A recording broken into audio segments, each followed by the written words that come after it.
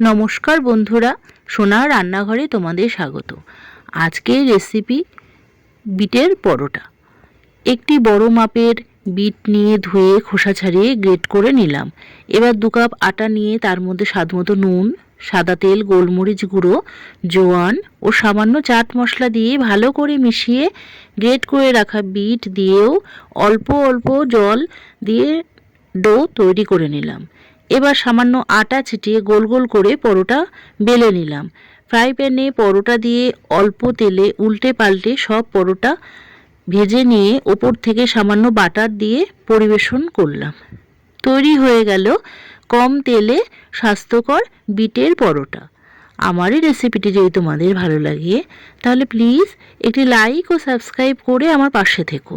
তোমাদের একটি লাইক ও সাবস্ক্রাইব আমাকে এগিয়ে যেতে অনেক সাহায্য করবে। ধন্যবাদ বন্ধুরা।